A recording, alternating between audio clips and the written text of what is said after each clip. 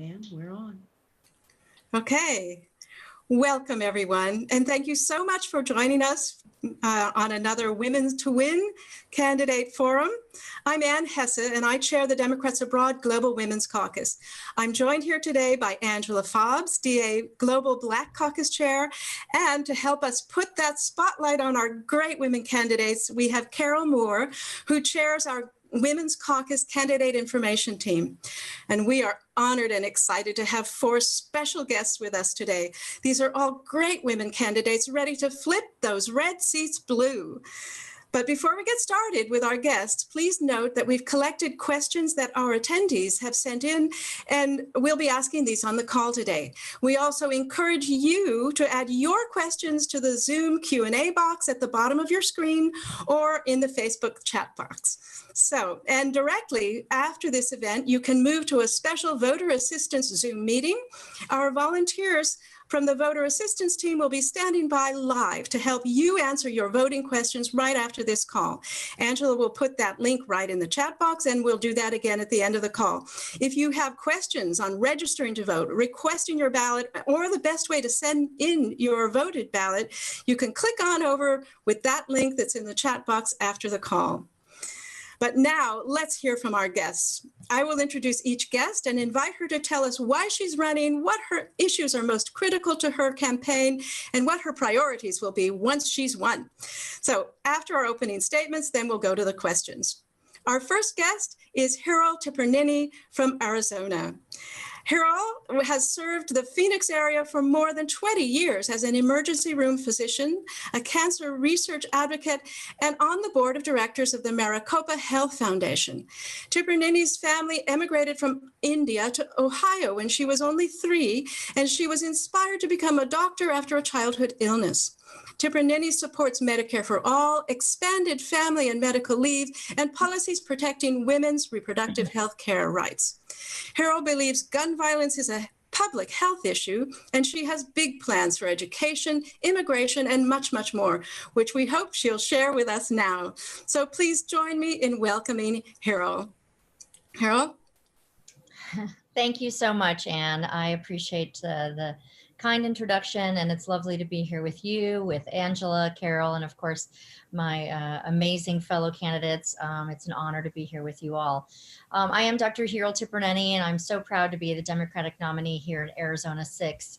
This is an incredible race and an amazing opportunity we have to flip a critical congressional seat in the largest swing county in the entire nation, Maricopa County. Because Arizona is a swing state and Maricopa County is the most densely populated, we have the chance to not just win our district, but to also make sure that Mark Kelly gets his seat in the Senate, which obviously is even more critical now, and making sure that our electoral college votes go to Joe Biden. My background is as Ann said, is medicine. I'm a former ER physician, worked for many years in cancer research advocacy. And I believe we need more scientists and more physicians at the table. We need more people who really appreciate a evidence-based approach to policymaking. And that's not just clearly, obviously reflected in our current pandemic and the ensuing economic crisis. I believe a data-driven approach is the most robust approach to any policymaking, whether we're doing economic issues, tax reform, education policy, immigration, gun safety, and more. Having a data-driven approach, I think, is the best approach. And it really allows for greater bipartisan support and for more longstanding, credibility of the policy positions. We're very excited about this race. The top issues in this district are healthcare, really healthcare, but healthcare is absolutely number one, even before this pandemic and certainly now after. And then also economic opportunities and just having a level playing field for our middle-class families, our working-class families, and our small businesses.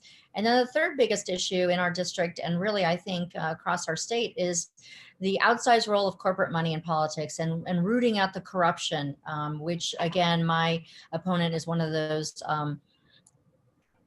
one of those, the largest supporters, or the largest recipients, I should say, of corporate PAC money.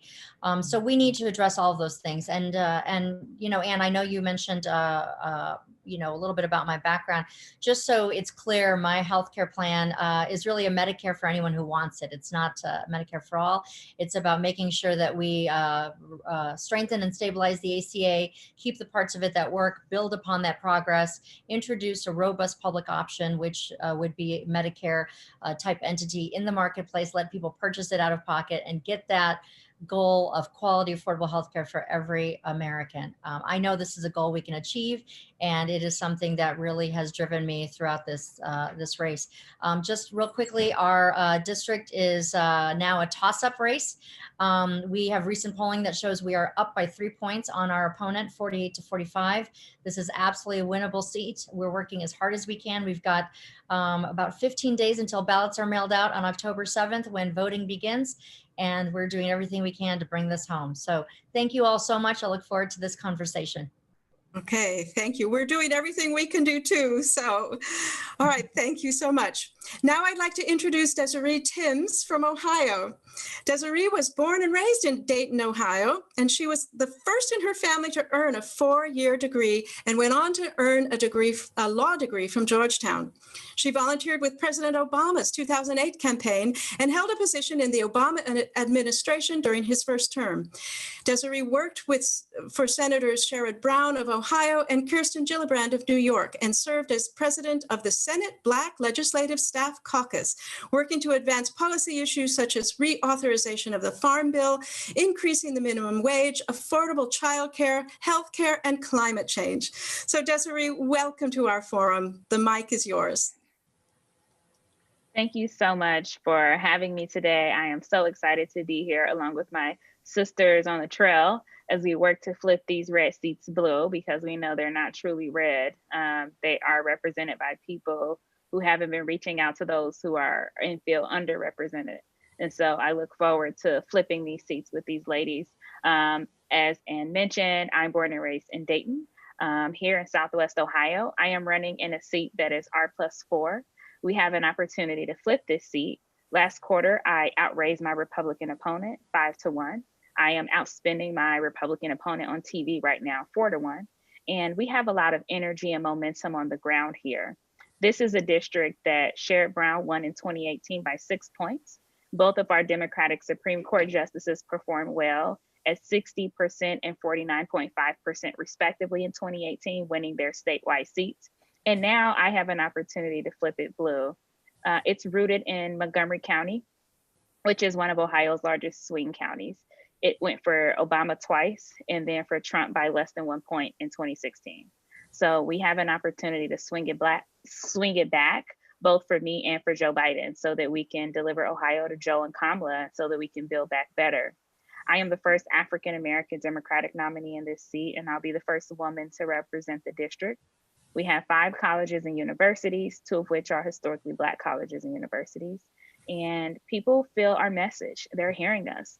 We went through a lot here in Southwest Ohio, especially here in Dayton last year. The KKK marched. We had 15 tornadoes that ripped through our community, and we had a mass shooting. I'm running to end gun violence because we can do it. I'm running to build on the Affordable Care Act and adding a Medicare public option. And I'm also running to ensure that we have access to jobs and opportunity. I feel really great about the race right now. We have more than 100,000 people who requested ballots here in this district. And most of those absentee requests are from independents and Democrats, not Republicans. And we feel so good about it. And I know that my opponent is aware. So Donald Trump came here last night to help my opponent out on the stump. And we know, and they know, that if Donald Trump does not win this district, he cannot win Ohio. And so that's why they're teaming up to try to take me down. But we still rise, and we will continue to rise to the occasion, because I'm fighting for the people, and the people are with me. So thank you so much for having me today, and I look forward to answering any questions regarding my candidacy. Okay, we feel so lucky to have you with us today, Desiree. Thank you so much. And now our next guest is Teresa Leger Fernandez from New Mexico. Teresa is an attorney born and raised in northern New Mexico. She spent her 30-year career working in New Mexico as a lawyer for Legere Law and Strategy, founded on and committed to the single principle of making a positive social impact. Teresa has represented Indigenous tribes and their business entities, as well as community leaders. She's also a fierce proponent of universal access to health care, speaking as a breast cancer survivor and mother. She fully supports reproductive freedom and will be a powerful voice in Congress on behalf of women's health. So we are honored to have you with us today, Teresa. Welcome.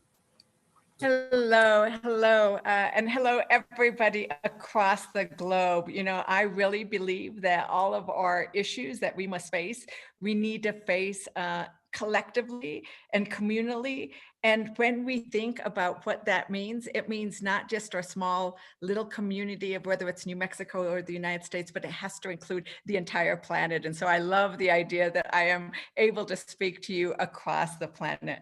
I'm running for Congress because I believe I'm running from a place of love, because I believe that what we love is under attack. Our planet, women's rights, our democracy itself, our sense of humanity, as you know, we mistreat our immigrants at the borders and we mistreat people within our own communities, and we fail to address racial injustice and socioeconomic inequities. I'm running from this place of love because it's what my childhood taught me. So I was born and grew up in this amazing rural part of New Mexico. So I'm a Democrat running in a rural district. I'm from a ranching and farming familia. We've been here for 17 generations. My dad remembered when they used to take the cattle to market that they could not eat in many of the restaurants because Mexicans and dogs were not allowed. You know, for those of you across the world, you know how important being multilingual is. Well, my mom was punished for speaking Spanish in the playground, even though Spanish is protected in our Constitution. My parents faced this bigotry and racism by helping pass and write one of the earliest multicultural bilingual education laws in the country, by which Tewa, Toa, Tiwa, Apache, Navajo, and Spanish are taught in our schools. And it is this sense of cultural pride that leads to, I think, an understanding of multiculturalism that I think is really important for me in my district, because I have a very multicultural district. It's 20% Native American, and then it's split between Latinos and non-Hispanic whites, according to the census, right? And so it's really important to bring this kind of message in this moment where Trump has unleashed such hatred and venom and bigotry. It's important to take that to Congress. So I did get to go. I started my academic career, I always say, because I loved it. It's where I fell in love with learning, as a Head Start baby. And from there, I did go to Yale and Stanford. In Stanford, I was trained as a rebellious lawyer. And what does a rebellious lawyer do? She listens, right? Because isn't listening one of the most rebellious things we can do? And if you don't listen, you don't know what your community needs and what you can do. And I've been very lucky. I actually did get both graduate work and my undergraduate work in Latin American studies and economic development. And I spent some time working in Latin America on economic development. And then I realized that New Mexico is one of the poorest states in the country. And we have as much need for economic development as they do in Peru. And so I've been very lucky to work on economic development, to actually put policies about how do you protect our land, air, and water? How do you protect cultural sites?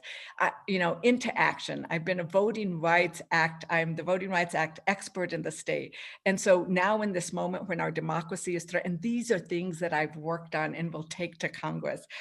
So yes, I'm a breast cancer survivor. I'm a mom of 3 sons, but I've also lost 2 brothers to addiction. As you can see, the issues that our Congress must address, for me, like for many of us, they're not about a political or campaign stop. They're real. And I think that in this moment, that having people like the three of us on this call take to Congress these real lived experience of what does it mean to actually apply science to everything you do? What does it mean to be the first in your family to go to college? All of those are so, so key. And in this moment, when we are mourning the loss of our beautiful, groundbreaking, amazing justice upon whose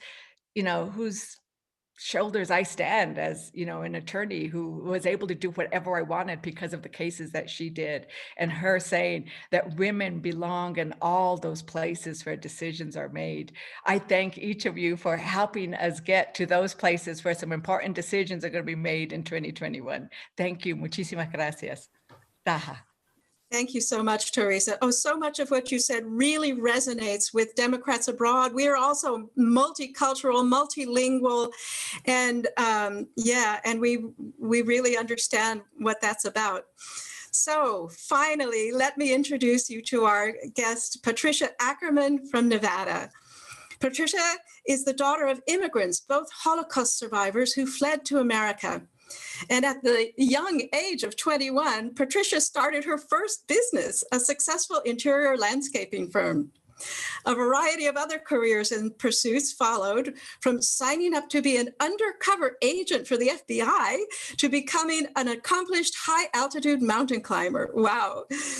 In 2018, Patricia ran for state assembly in Nevada's 39th district as a champion of healthcare reform, an issue close to her heart. Although she came up short, she was inspired to run again, and this time for a House seat in Nevada's 2nd district. Thank you so much for joining us today, Patricia. The stage is yours.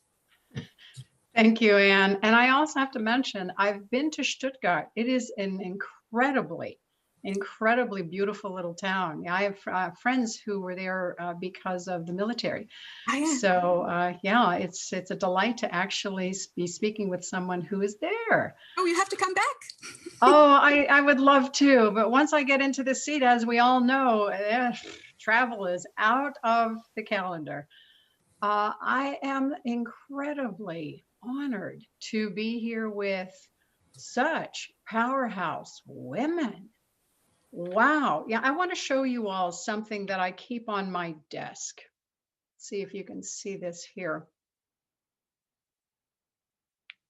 Got that? Yeah. It is high time that we get more women into the seats of power. So I am incredibly honored to be here in this lineup. So thank you, Anne, for the introduction. I do want to touch a little bit more on my family history, because clearly our histories are what motivates us. It's what forms us. Being raised by war traumatized parents have molded me a certain way. And empathy is my driving force. I'm first generation American, and as Anne said, during World War II, my parents endured unimaginable suffering under Nazi occupation, and my father almost died of starvation in a concentration camp. My mother was captured at the age of 15 as she was running away from the family farm that was being burned by the Nazis, and she was forced to be slave labor at a Nazi-occupied farm for 4.5 years, where she did nothing but sit in a tiny room off of the kitchen and peel piles of potatoes that they would dump into the room. They spent 2 years in a DP camp when the war ended, and then my parents joined the refugee movement and they came to America. This country opened its arms to my parents, and they went on through a lot of hard work to live that American dream that we're always hearing about. And today, that dream has proven unreachable for far too many. This is why I'm running for Congress. Now, going back to my background, war traumatizes people. It scars. And unfortunately, domestic violence plagued our home. So as Anne said, at the age of 15, I knew that there was a better way, so I ran away. Now, this was back obviously decades ago, but our educational system was a little askew at that time. When I tried to enroll in the school district where I ran to, they told me, sorry, but your parents live in the neighboring district. So I went back to the district where my parents lived and tried to enroll, and they told me, sorry, you don't live in this district. So I had a conundrum as far as what I was going to do to continue my education. So I discovered that I could enroll in community college. I got my GED before my graduating class even graduated and got their diplomas. And at the age of 21, having never gone through a 4-year college, I started my first successful business in interior landscape designing. And since that time, I have never backed down from a challenge, no matter how hard the odds. In 2007, my mom fell ill. I could not find a primary care doctor who would accept a new Medicare patient in a timely manner. We struggled to find health care in our rural community. And in 2013, we struggled to find a doctor who would take her, like I said, in a timely manner. So I finally convinced my own doctor to take her. And it was going to be about 3 weeks before they had an available appointment. The day before her appointment, the doctor's office called to confirm that appointment. And I said to them, I'm sorry, but she won't be coming because she died in my arms last night. I'm running for Congress to fight back against this healthcare system that is deeply broken. I'm running for Congress to fight against the cruelty that Donald Trump and his allies, like the guy I'm running against, what they represent. We had children in cages. We still do. Migrant families that are torn apart.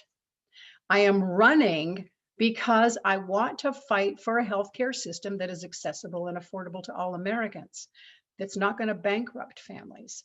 I am running to fight against the corruption that we've got in politics, because it is high time that we make America the land of opportunity again for everybody. So I will leave it at that, and I'm looking forward to getting into the questions, because that's where the meat is having the opportunity to really talk with the individuals all across not only this nation, but across the world. So thank you for this opportunity. Let's bring it on. Okay, thank you so much, Patricia. My goodness, we are so lucky to have you women with us and fighting for us. Oh my God, such fantastic candidates. I know you're going to all flip those seats. We've got the best chance in the world to flip those seats. Yeah. So now I'd like to introduce Carol, who is the smartest woman on this team as far as information goes and questions. She will be asking the questions that have been submitted by attendees, and Angela will be collecting your questions from the Q&A box at the bottom of your screen for all our attendees and from the Facebook chat box. So please, Carol, go ahead and ask the questions of these wonderful, wonderful women. Thank you, Anne, and may I just join in thanking you all for sharing your stories, your race, and how we know you have a path to victory, and we want to help that. So my first question is to Patricia, but Patricia, it is on healthcare. You've already talked somewhat about that. Many, of course, of our DA members live in countries where we benefit from universal healthcare. I am in London. I have had national health for 40 years, 2 children on the national health. It is affordable, it is accessible, it has problems, it's not perfect, and it too is challenged in terms of new technology, money, etc. I was going to ask, you've already addressed what you want to do with if you get in Congress, when you get in Congress, but maybe you could talk a little bit about the effect of the COVID pandemic in your area, and probably it's exacerbated because of the broken healthcare system, and what could you do in 2021 in Congress with these other wonderful women to get universal healthcare for all Americans? Thank you. Sure. Okay. All right. So Carol, yes, thank you. I will focus in on COVID-19 right now. In the state of Nevada, we are the hardest hit state in the country because we have such a high hospitality industry here. So we've got approximately 30% of Nevadans who were hit with unemployment. So Nevada is severely hurting. We've seen the most powerful country on the planet brought to its knees by a virus, and we have a president who axed the executive branch team that's responsible for coordinating response to a pandemic and didn't replace it. We are not going to let that happen again. You put women into positions of power, we know what to do when it comes to healthcare, when it comes to these types of crises. So one of my most important priorities will be to root out the corruption, including through transparency and accountability. I mean, the president fired the inspector general who would oversee the disbursement of that $2.2 trillion of relief. So federally, let's focus on protecting the institutions that serve the public now and when we're out of this crisis. I mean, the airline industry needs to survive, yeah, but we also need things like the USPS. $20 million went to Ruth Chris Steakhouse for the federal relief package, but there was no support to the USPS. I mean, if we don't bail out the USPS, our rural Americans and our tribal citizens are going to suffer the most. So post 2009 recession, states purposely also made it harder for people to get unemployment. They created a whole lot of bureaucracy in there. So now in the midst of this crisis, we want to flip a switch and we want to make it easy, make the whole process easier, which is logistically impossible.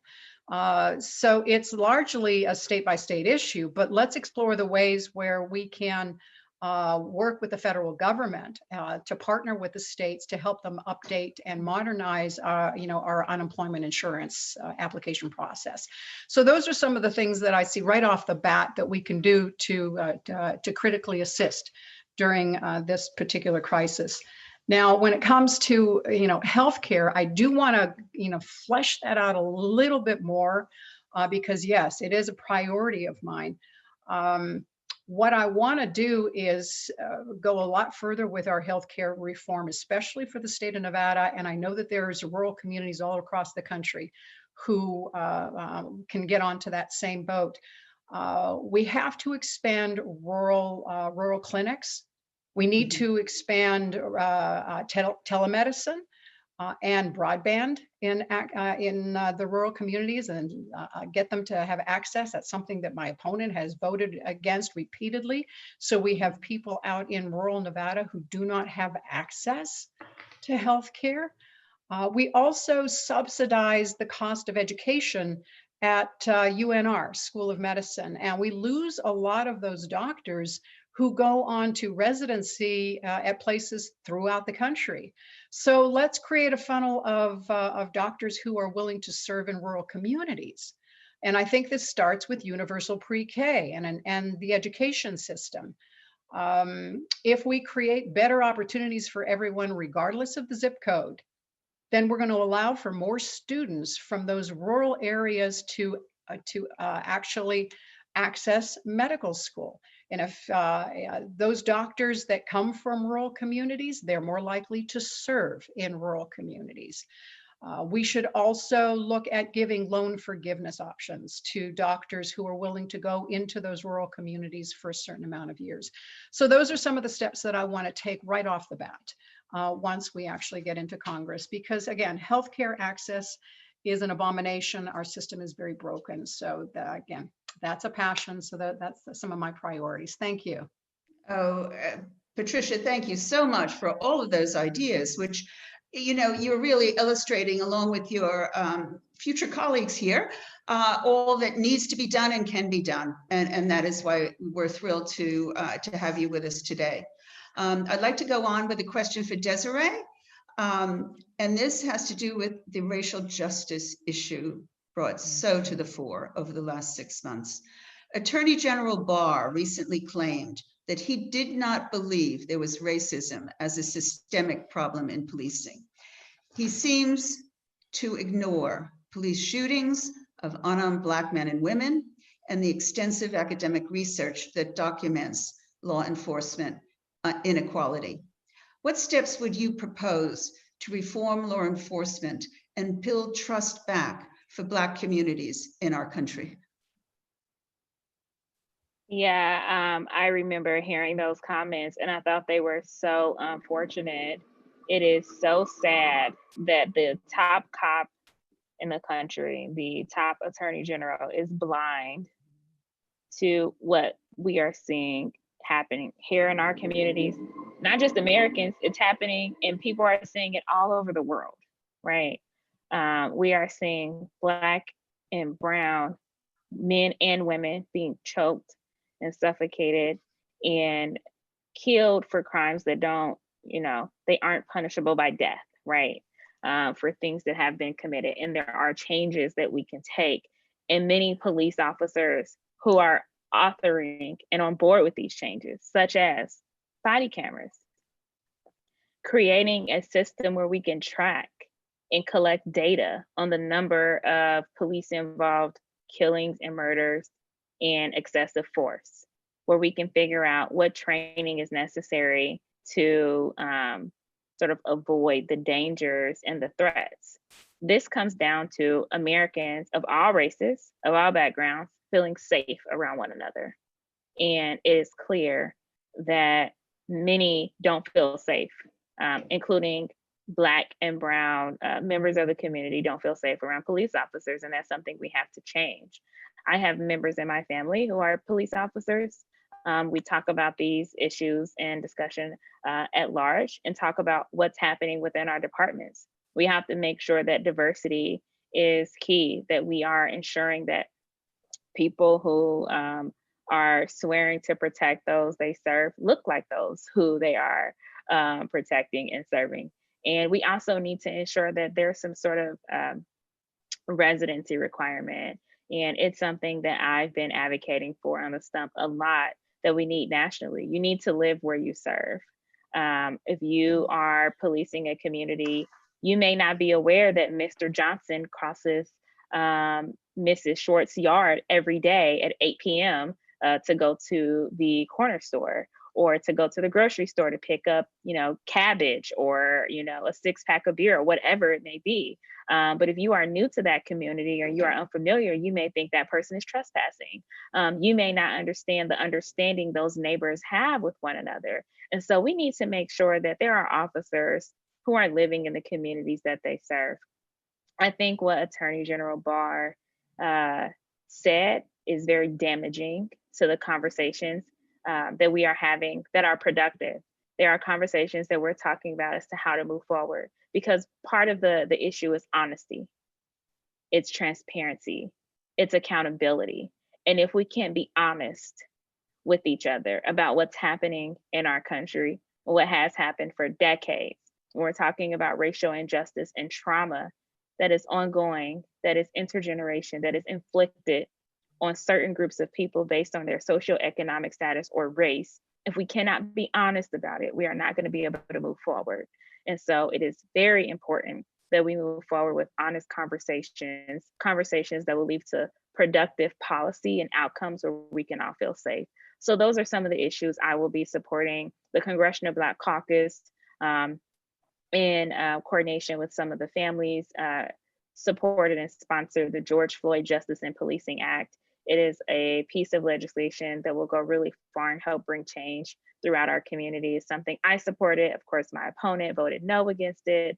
I don't know how you vote no against banning chokeholds after watching video after video, but it's something he has done. Mm-hmm. My opponent has an F rating with the NAACP. He has voted against our community's rights time and time again throughout his lifetime in Congress. And so it's clear that it's time for change. And we need people who are going to fight. And that's what this campaign is about, making sure that I will be a fighter and a champion for the issues of my community so that we can all feel safe. Desiree, thank you so much for that answer. And you're just the issue of honesty as a start is a reason why our Democrats have to take control of Washington and get us back on a path, as Biden says, to a better future. Thank you. Thank you. Now, my next question is for Teresa Leger Fernandez. For Americans living abroad, immigration issues are never far from our mind. You've talked about them being in a border state. What are the immigration policies you would advocate to correct the harm done by this administration? And what can be done to fix the broken immigration system beyond what Trump has been trying to do, and to help those who live in fear of deportation, not just the dreamers, but all those men and women who have lived here and deserve a path to citizenship? Thank you. Thank you, Lucy. This is a great question because it goes to the manner in which this president has chosen to pursue a politics of fear, a politics of blaming others in order to distract from what the actual, tax cuts for the rich have been, and lots of other things that have not really benefited the communities. I started an immigration clinic when I was at Stanford, handled immigration cases, was a vice chair of the Mexican American Legal Defense and Education Fund, which is, the nation's foremost. We're like the Latino NAACP, right? Most everybody knows NAACP. And so these issues about fighting for immigrants are really deep in what we are. I mean, Latinos believe in a lot of things besides immigrants, but this is a key issue. And I'm going to be real honest.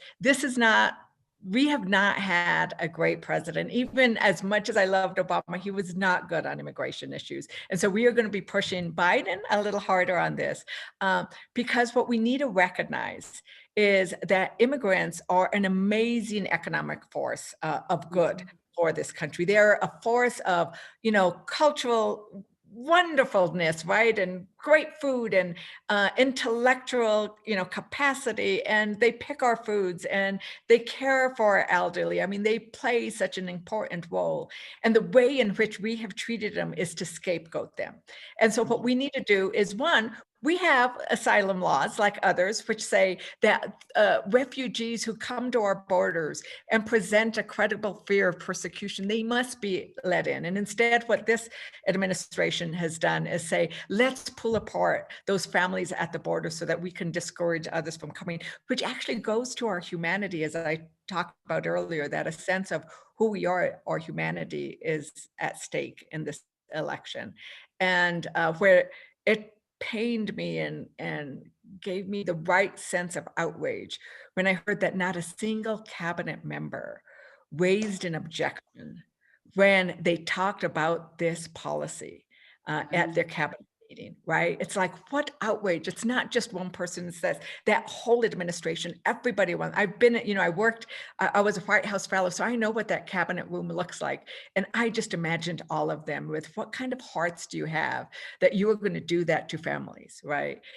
So we know we can apply our asylum laws, but we have to recognize and do the kind of reform that we did when we did the Immigration Reform and Control Act, where we allowed for undocumented workers to become and have a path to citizenship. It must not just be, oh, we're going to let you have documentation, but you're going to always be second class. We need to have that path to citizenship for everybody. And you're right. Once we do that, it includes the dreamers and their families and everybody else who is here. What kind of economic benefit did we have after the Immigration Reform and Control Act? $1.3 trillion benefit. So we know that this is great for our economy, and we know that they're only manipulating it in order to have somebody to blame. And what I would also say that we need to do right away is include undocumented immigrants in all of our COVID relief bills. We excluded from testing.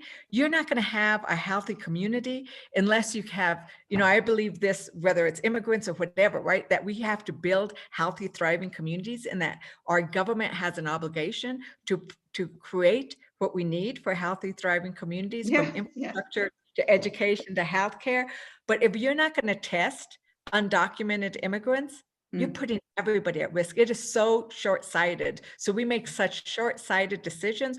And this administration does it in order to manipulate and create that politics of fear instead of what we want, which is a politics of opportunity. Those ideas are fantastic, Teresa. Thank you so much. And, we're working hard to see you all getting to make them happen so that the epidemic is not under control until the policies you talked about are brought into play. Hiral, my question to you is about education, which you talked about is so important. It's delivering unequal opportunities, as we know, to American children from early childhood education, yes, Head Start, but not everywhere, through to college. Costs have escalated at the college level. It's unaffordable for too many, and others are left with crippling debt. What would your plan be? Now we have from a voter in your area asking if you could do anything for Arizona, as well as what can Congress do to see that all American children are given a fair and equitable education to allow them to reach their dreams and aspirations. Well, thank you, Carol, and whichever constituent asked that question. I appreciate the issue very much. Look, my family immigrated from India when I was 3 years old, specifically for the opportunity for myself and my brother to get a world-class education. To them, that was the core of that American dream that we came in search of, because as we all know, opportunity begins with education. And the idea that, my brother and I would receive this great education that would have no limits, that would allow us to reach our full potential and have no implications, of whether my parents were, of certain stature or if we had a certain income. There was no other outside factors. That was sort of the hope, right? And I received an amazing education. I went through public schools from beginning to end. I became a physician. My brother became an engineer. And now, I'm the mom of 3 young adult kids, and they've all gone through public schools here in Arizona and public universities as well. And we've, been fortunate to glean those benefits of a great education. But unfortunately, we know that promise has been lost for so many of our young people. Unfortunately, there are so many children literally in the zip code right next door, right, that are receiving a subpar quality of education. And we cannot allow for these differences of a zip code or parents' salaries to get in the way. We have to understand that a quality education for every one of our young people is a collective investment in our future. We are educating our future doctors, our future teachers, our future architects and nurses and plumbers and everybody else that we need for a successful, strong society. And it is so short-sighted. I think Teresa mentioned how short-sighted some of these policies are. It's so short-sighted to not understand how important it is to invest in our collective education opportunities. Now that goes for pre-K all the way through, right, K through 12, but then let's talk higher education as well. We know that a lot of young people, once they get out of high school, they just don't think higher education is available to them. They just don't understand that, why are there obstacles for my ability to either get career and technical education or community college or a four-year university, that those are not options. And it's heartbreaking to think of how many amazing talents out there, how much organic potential is lost because of the threat of financial burden. All of these things are obstacles for our children, and it's not just unconscionable, but it is solvable. There are solutions to this. And if we look at our K through 12 system here in Arizona, we have crumbling schools, right? We have infrastructure issues. We have schools here in Arizona where we start school in August and there are temperatures about 110 degrees. We have schools without air conditioning, without proper ventilation. We have mold in the walls. We have, crumbling playgrounds. We have schools without any technology to keep up with the educational curriculum of this century. This is a crime on our children, that we are depriving them of the quality of education that each one of them deserves. And a lot of that comes at our state level, right? Our state, unfortunately, is 48th right now in what we fund per student to our schools. That's a travesty. So there is some things, though, that we know we can do from the federal level. We can make sure that we prioritize funding for our public education system. Priorities are reflected in our budget. And right now, unfortunately, we obviously have a Secretary of Education in Betsy DeVos that does not prioritize public education and doesn't really believe in public education as a guaranteed right for each one of our young people. But we have to make sure that we're funding our Title I schools fully. We have to make sure that we are fully funding IDEA grants. We have to make sure that those priorities are protected and expanded upon. And that means, federal resources have to go to that, but also state resources have to go to that. That can also be another incentive for, corporations to invest more in local public school systems. Having those private-public partnerships is an incredible source of revenue, and realizing that the corporations that have put down roots in our community, they are benefiting directly from the trained workforce that will come out of our school system. But if they're not investing, but they're just reaping the tax benefits, then, there's not that symbiotic relationship that they should really have. We have to make sure that they understand that if we're benefiting from this, we are also investing, that this is a win-win for all of us.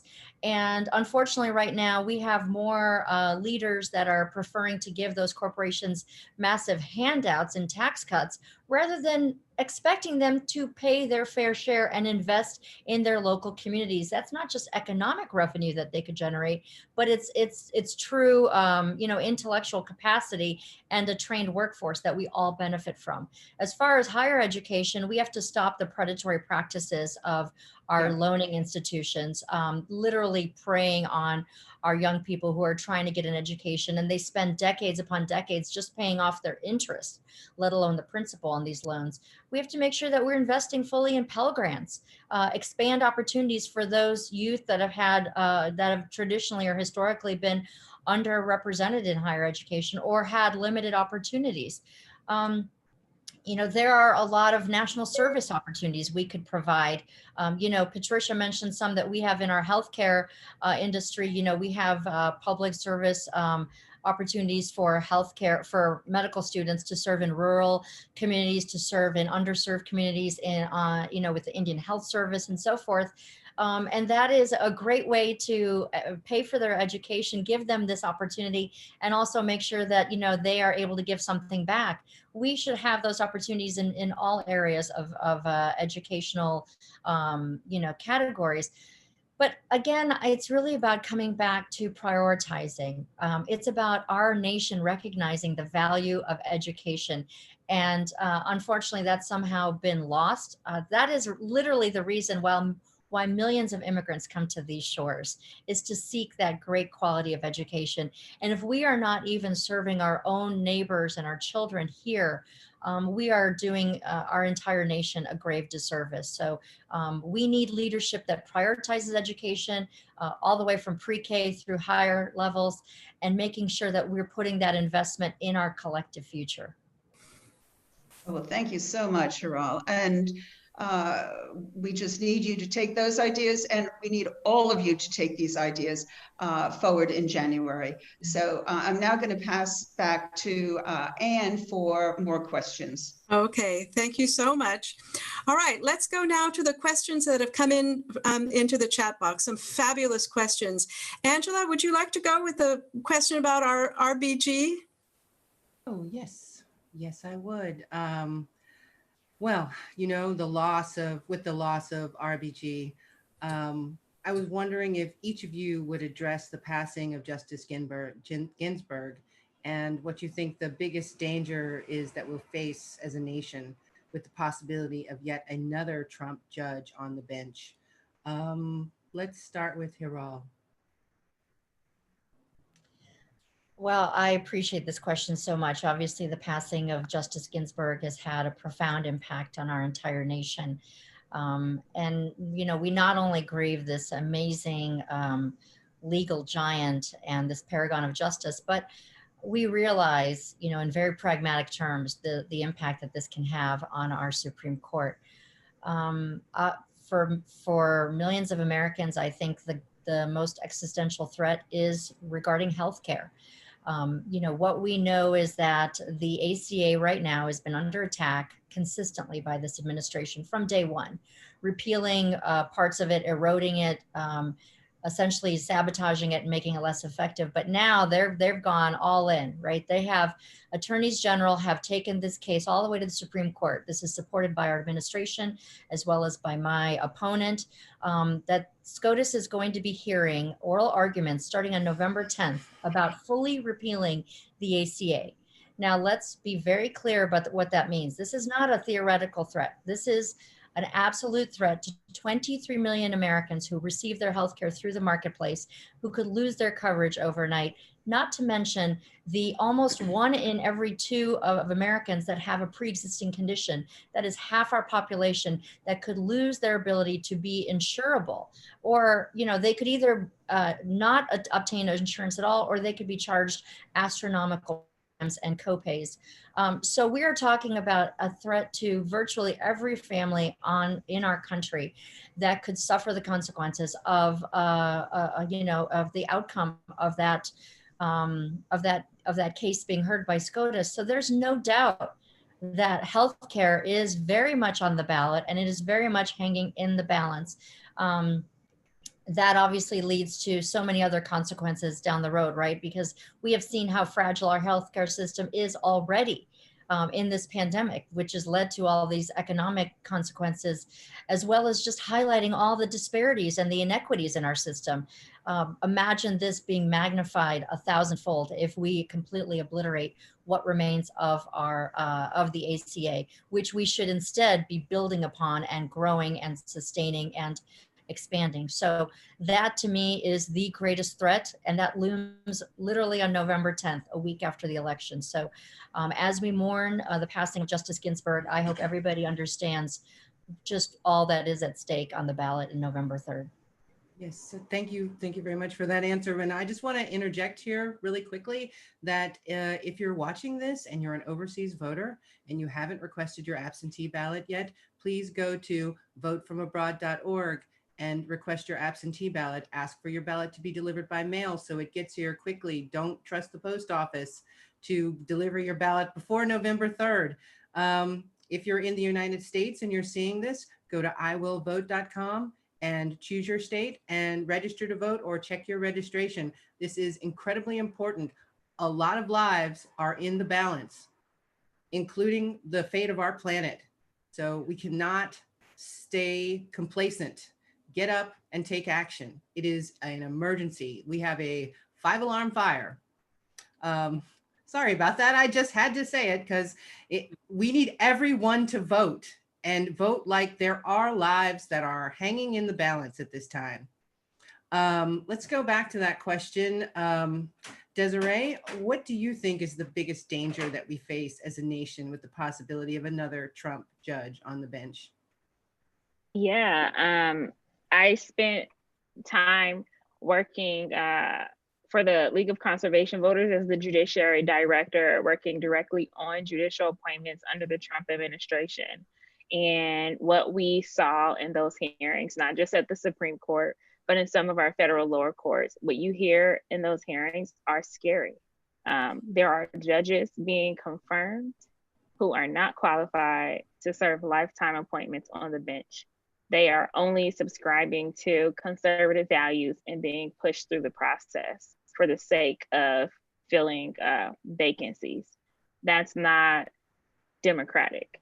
And RBG, the notorious RBG, who will forever be a giant in our hearts, is the reason why women like myself were able to be successful in classrooms and courses at Georgetown Law. They're the reason why women are, and she's the reason why women are blazing trails in courtrooms and law school courses across the country. Her removal from the court due to her passing is a devastating blow to women's rights, not just on the books, but in our hearts, right? So one of the things that people should be aware of, though, are these litmus tests that Republicans are administering as they rush through nominations for judicial confirmations. That includes overturning Roe v. Wade, but that also includes Brown v. Board of Education.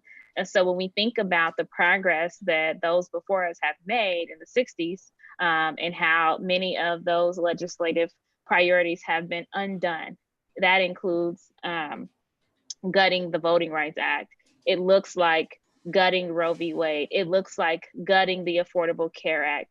It looks like overturning Brown v. Board of Education and dismantling the progress that we have yet to live up to in our educational system here in America. So it is a huge loss because it is going to cause us, unfortunately, should another conservative, unqualified justice get confirmed, it is going to force us to go backwards instead of forward. And so here we are again fighting old battles from decades ago that really we should be building on and moving forward, that we have to go back and sort of fix again. And so that's the real cause of concern here, is that it's making us walk backwards when we need to move forward here in 2020.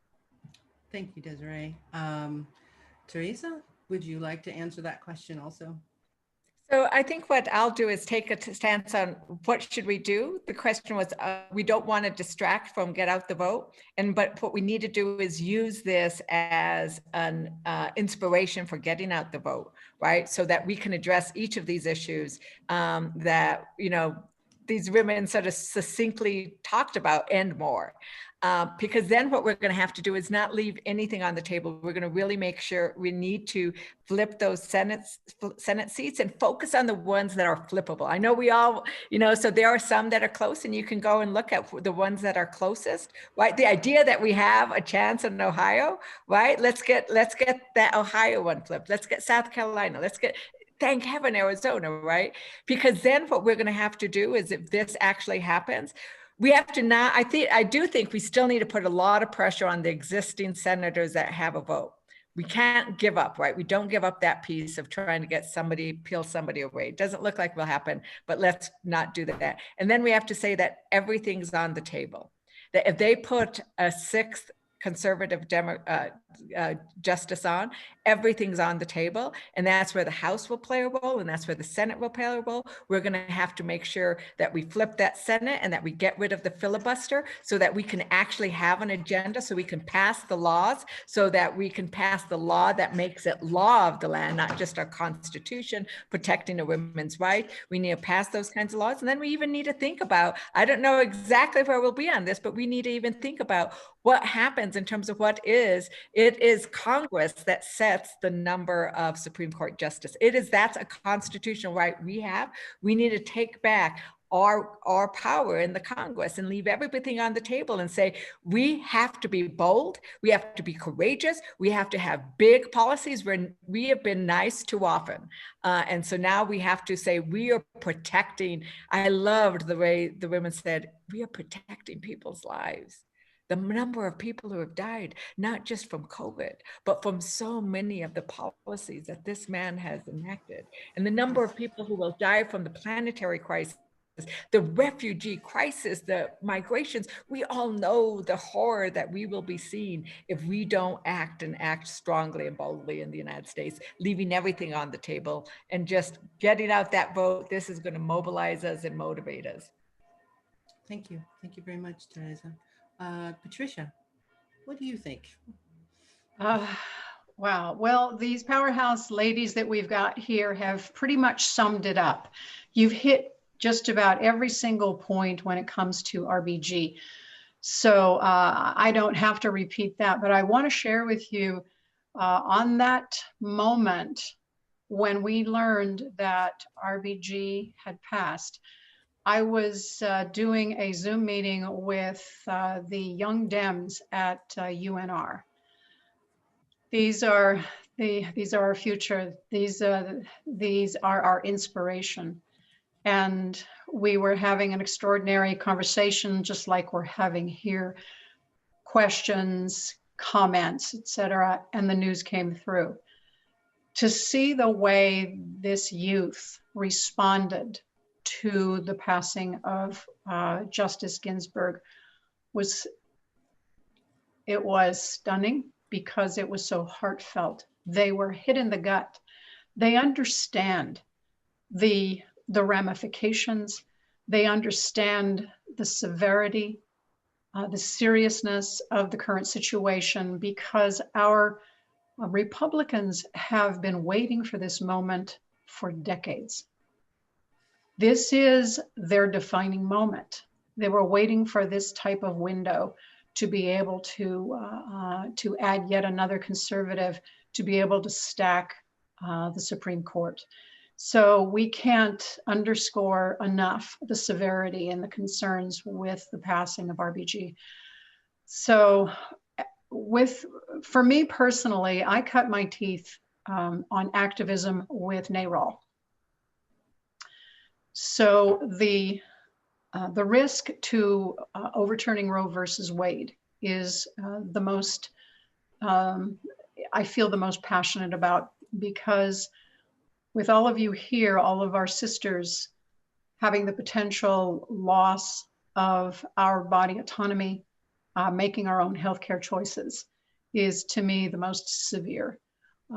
We have the potential of going backwards decades in the progress that we have going forward. So it's a solemn moment. It's a moment that I have to hold back tears with this loss, but I have faith and am inspired by everybody who's here that because of RBG's passing, we will pick up that baton and we are going to run. Thanks. Thank you.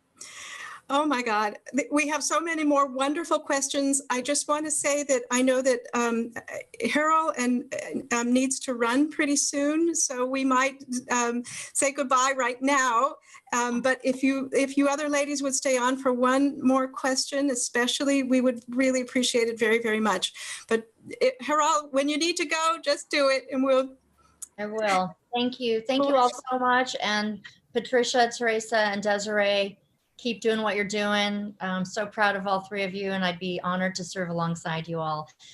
Anne, Carol, Angela, and of course, everyone at Democrats Abroad, thank you so much for all of your support and hard work. And let's get this done on November 3rd. We'll meet you in Washington. Thank you so much. Thank you. Bye-bye. Okay, and now Angela has a very important question that maybe the rest of you could answer. Angela? Yes, it's about climate change. But before I ask this question, I just want to say that climate change is incredibly important, but it's more important than people are even realizing. My husband just read me a story before we went on about, I don't know if everybody remembers, like 80 elephants died mysteriously last month. Well, they found out what killed them. It was an algae bloom in the lake where they drank water, and that it poisoned them. And that's because of climate change. So it's not going to happen like people think, you know, it's just going to be the slow death of everything, you know, or not slow, they just all died. So with that, happy, cheery news. Sorry about that. I just think that people need to know that bad things are already happening. And scientists tell us that climate change is the #1 problem facing humanity. Even the Department of Defense admits that climate collapse puts Americans in grave danger. Some say we can't afford a Green New Deal. Others say we can't afford to delay. Can you talk about what the first steps you would take on day one in Washington to address this existential threat? We'll start with Teresa.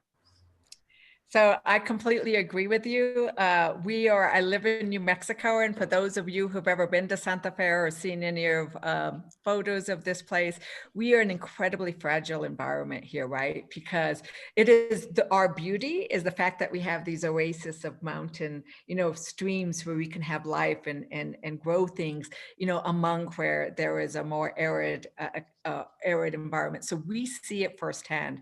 And that's why I always talk about needing to protect this beautiful place we call home, but it's home across the country. And I think we need to put every single policy, every single tax policy. I love taxes because they have such an import. We need to put it through a lens of, does this help solve the crisis and create opportunity? or does it exacerbate it? And I think that if we start doing that to everything, we start removing the subsidies for oil and gas, and we start increasing the subsidies for battery, because we've brought down the cost of solar and wind so that it is cheaper than coal and other things. And I need to tell you, we have one of the biggest methane clouds over New Mexico. So this is a big issue for us and for me. I am raising it as the very first thing. We need to do a big recovery act, right? We need to do a big recovery act in 2021 to bring us out of this depression recession that Trump has exacerbated. When we do that, we must make sure that we say we are going to take this moment to start addressing the climate change as well, to start addressing our socioeconomic inequities, to start addressing the fact that climate change and the pollution has impacted communities of color more than any else. That's why we have such high rates of COVID death among Native Americans in my community, in my district, because our lungs are compromised from those coal-fired burnt plants, right? And so it's all connected. We have to recognize the interconnection of it all and say every opportunity, including that big Recovery Act, has to include a Green New Deal component. Because when we talk about Green New Deal, it is saying, let's move us to a more resilient economy. Not just a resilient planet, but a resilient economy. That's what it's talking, and addressing this, the environmental injustice that those of us from these communities know and feel. We see it. We know women who cannot give birth because of the uranium mining. I could go on and on, but I'm for it. I've been for a Green New Deal from the beginning, because it's what we need for our planet, but it's also what we need for financial stability and vitality. Thank you. Let's see, Desiree, would you like to answer that question about the environment? Sure. So here in Ohio's 10th district, I talk a lot about green jobs and rebuilding our economy and our country on those jobs. Ohio's 10th district is in the top 5 labor markets for the most science and engineering graduates in the country. But we are not top 5 in jobs in science and engineering in the country, just the graduates. So we know that we have the workforce. We know that we have the talent here.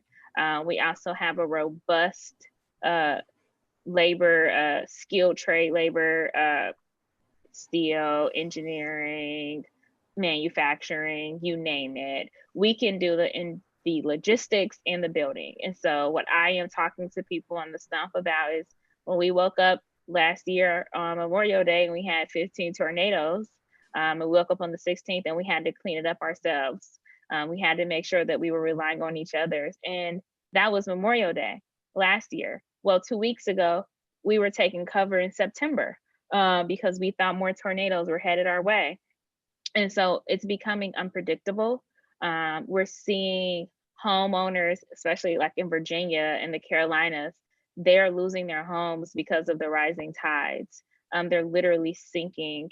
We're seeing what's happening in California with the wildfires. We know that it's time to do something. One of the first things we have to do is make sure that we once again rejoin the Paris Climate Accord, which we should have never been taken out of. We have to make sure that we're coordinating and cooperating with other allies around the world as we work to address this issue. One thing that COVID has taught us is just how connected we all are. Imagine where we were a year ago versus now, where we all understand one person going into the store or one person getting on that flight can take down communities of people. And the same is true for climate change. We have to make sure that we're all in this fight together. And I'm committed to championing that fight, to reducing our gas house emissions and carbon emissions, and making sure that we're putting forward a clean energy economy, but also making sure that we're creating jobs out of it. We know that we can do it. And I say this all the time, we are not a country that is idea deficit. We are a country with leaders who lack courage. The ideas are there. The public policy proposals are on the table. We just need to take action. Yeah, great. Thank you so much for that wonderful answer. Patricia, how do you feel, or should I say, what do you think about climate change and what you'd like to do? Yeah. First, I want to say, Desiree, thank you for saying what you did, because I think that, the point that is so driven home is that we are so connected, and this particular pandemic has clearly displayed that to us. So all of the answers and the ideas going forward has to see us as a one unit, a planetary family. I think we lose sight of that with all of the tribalism and, make America great again. And that's thinking in terms of just as an island, as opposed to we have to look globally. Think local, but actually act global. So climate change, it's a global catastrophe, and it has to be met with very bold solutions. However, I think that because the issue is often framed in a futuristic, hypothetical way, we sometimes lose out on the immediacy, the urgency of the problem, and we seem to be disconnected from it from everyday life. Except over this last, I think it's about 5 weeks now, where we have the wildfires that we've been dealing with the smoke. My heart goes out to all of the thousands and thousands of people in California, in Oregon, in Washington, who are being deeply affected. Their lives are forever changed because climate change is one of the driving factors as to why we are seeing these wildfires. So it's no longer, I see, something that people are as disconnected, and that's unfortunately one of the silver linings, if you will, of everything that's going on. People are, I think, are finally waking up. I mean, here in Nevada, we know the effects, the impacts of climate change. Well, I mean, we see the effects. We're living the effects. Reno is consistently toward the top of the list among one of the fastest warming cities in the nation, along with Las Vegas. And we know that frontline communities that are and will be the most impacted by climate change are communities of color and lower income communities. So this isn't just an environmental issue, it is a public health issue. It's a social justice issue. So I think that that's how we need to frame and talk about climate change going forward. Nevada in itself has done a pretty good job investing in alternative and renewable energies, which speaks to our governor and our legislators. So I'm very, very proud of the policies that they've been putting forward. My goal is to make Nevada a green energy powerhouse and a self-sustainable state. And I'm also very proud to be the first candidate in Nevada to sign the Sunrise Movement's Green New Deal pledge. I'm also endorsed by the Center for Biological Diversity and the Sierra Club because they understand that I have a deep, deep passion for the environment. I also want to touch on something that I don't think a lot of people are aware of, that even though we hear from the people that the Republicans are generally not embracing climate change as they should, and true, they are not embracing it as they should, but here is also another silver lining, that there is a conservative group called the Citizens for Responsible Energy Solutions.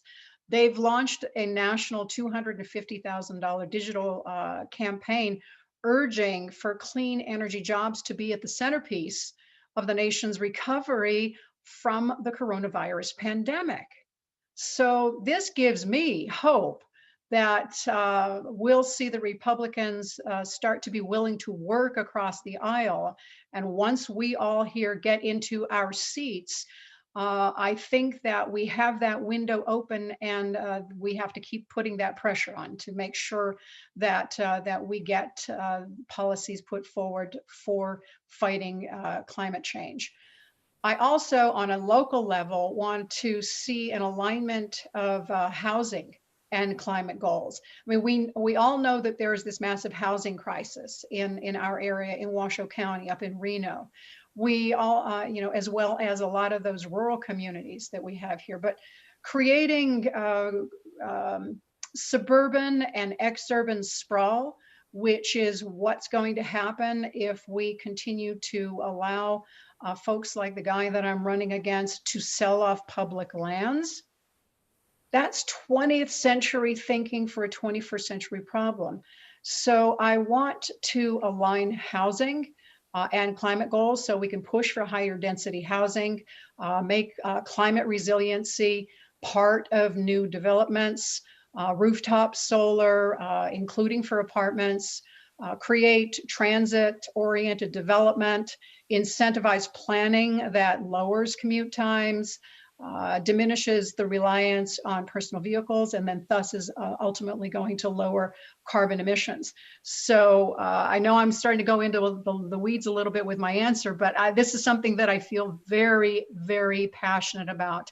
As a retired high altitude climber who took places, who took people into places on the planet that only a fraction of humanity ever sees, I have this very deep reverence for our mama, for planet Earth. So this is something that I will be fighting tooth and nail to make sure that that we protect her. One of the things that Tom Steyer said when he was running for president is on his first day in office, if he were to win, he would make climate change a national emergency. I am right with him there. We absolutely must. Policies like climate change and healthcare, where people are literally dying because of our failed policies. This is unacceptable, and this is why I am running. We must. There is no option in each one of these powerful women who are running for office to lose their seats. It is not an option to lose. That's how critical it is. Thank you. Well, I think the Democrats abroad are really on board with the climate issue because we realize no matter where we live, whether Germany or Denmark or Tokyo, we're not safe either if the climate collapses. So Democrats abroad are really climate voters too. And I'm so appreciative of the time that you've invested in us. We really, really appreciate it. And I know you're busy ladies and there's a long road ahead of you before November, so we'll have to let you go.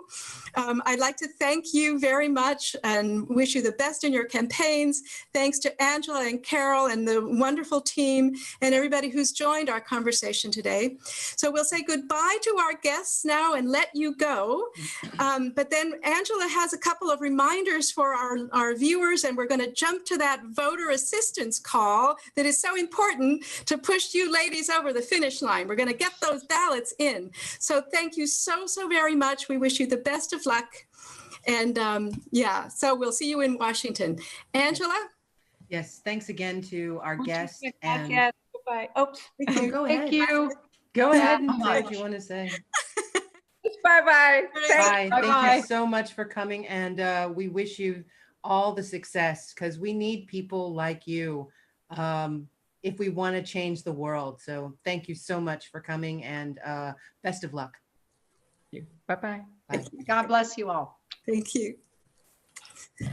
Angela, what can we do for our viewers now? Okay, I just want to remind everyone who is overseas to go to votefromabroad.org to request your ballot and ask to receive it by email. And of course, vote down ballot.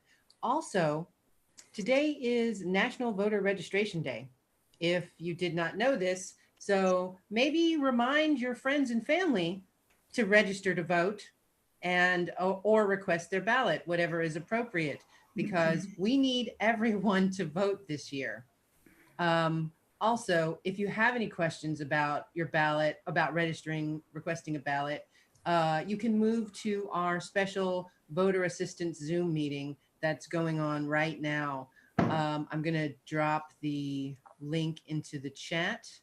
And if you have any questions, they are here to answer them for you. We have voter assistance days on Tuesday, Thursday, Friday, and Sunday all day long. So please, if you have questions, or if you know people that have questions, you see someone with a question, refer them to the help so that they can get help. We need everyone to vote, and don't let something like, I can't print this file, stop you, or I don't remember my address from where I grew up or something like that. Don't let it stop you. Go to the help. They can help you for sure.